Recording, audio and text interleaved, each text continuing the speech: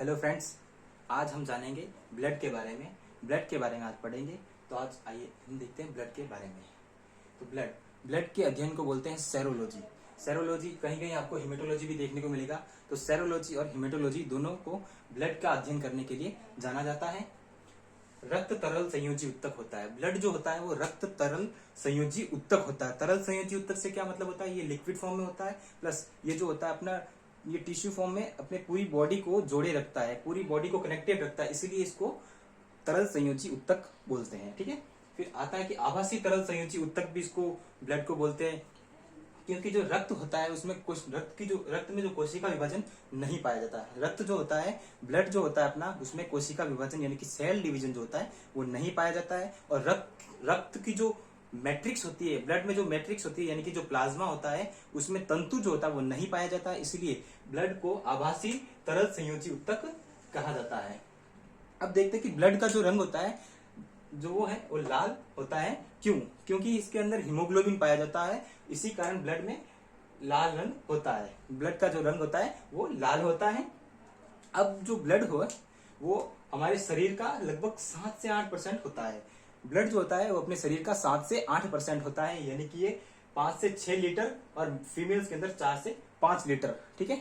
अब कहीं आपको लगभग यहाँ पे 5.5 लीटर भी देखने को मिल जाएगा और यहाँ पे 5 लीटर देखने को मिल जाएगा। तो ऐसा मतलब ये चलता है कि 5 से 6 लीटर मेल में और फीमेल के अंदर 4 से 5 लीटर। ठीक है। अब ये अंतर क्यों होता है? क्योंकि फीमेल्स जो होते हैं उसके अंदर हीमोग्लोबिन की कमी पाई जाती है, मेल की तुलना में हीमोग्लोबिन की कमी पाई जाती है, इस कारण ये अंतर होता है।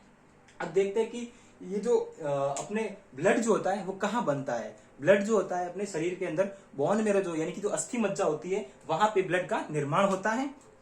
अब ये हुआ अपने पुरुषों की जो वयस्क है उनकी बात। अगर भ्रूण की बात करें, जो बच्चा है, जो नवजात शिशु है, जो प्रेग्नेंट महिला है, उसके जो पेट में जो बच्चा है उसके अंदर ब्लड का निर्माण कहाँ से होगा? तो वहां की बात करें तो ब्लड जो है वहां भ्रूण में लीवर जो होता है, भ्रूण का जो लीवर होता है वहां से ये ब्लड का निर्माण होता है। और जो अपन के अंदर जो होता है वो बोन मेरो यानी कि अस्थि मज्जा के द्वारा अपने ब्लड का निर्माण होता है।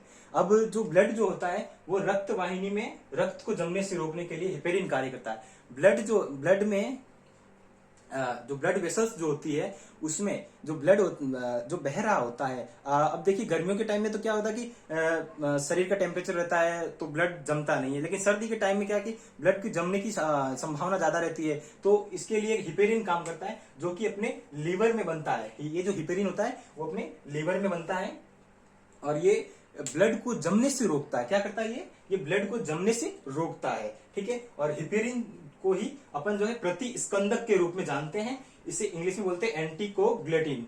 एंटीकोगुलेटिन क्या बोलते हैं? एंटीकोगुलेटिन यानी कि प्रतिस्कंदक। क्या बोलते हैं इसको? प्रतिस्कंदक।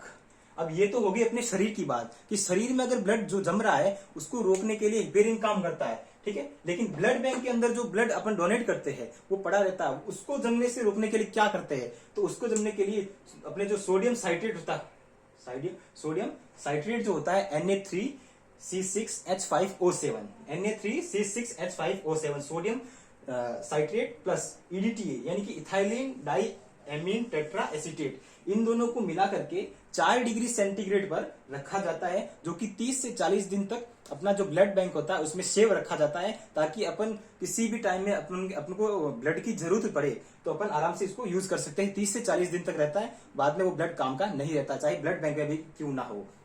ठीक है। तो अपन ने ये बात कर ली कि शरीर के अंदर जो होता है वो ब्लड को जमने से रोकने के लिए हिपेरिन काम करता है, ये लीवर में बनता है। प्रतिस्कंदक यानी एंटीकोगुलेटिन बोलते हैं इसको। और ब्लड बैंक के अंदर की बात करें तो सोडियम साइट्रेट और EDTA यानी कि ethylene die amine tetra acetate जो है ये अपना ब्लड को जमने से रोकता है। अब बात करते हैं कि पीएच। ब्लड की जो पीएच होती है वो 7.4 होती है। आपको पीएच स्केल के बारे में पता होगा, जो अम्ल और क्षारीय माध्यम का ज्ञान करवाती है, अम्लीय और क्षारीय माध्यम का ज्ञान करवाती है। और ये जो ब्लड होता है इसकी जो पीएच होती है वो 7.4 होती है। 7.4 का मतलब क्या हो गया? ये जो ब्लड, जैसे कि अब बात करें, यहां से पढ़ लिया आपने तो ये सोडा मिटा देते हैं। ये अपने पीएच स्केल मान लेते हैं। ठीक है। इधर अम्ल वाला होता है एसिड बेस, इधर होता है एसिड, इधर एसिड इधर क्षार। ठीक है।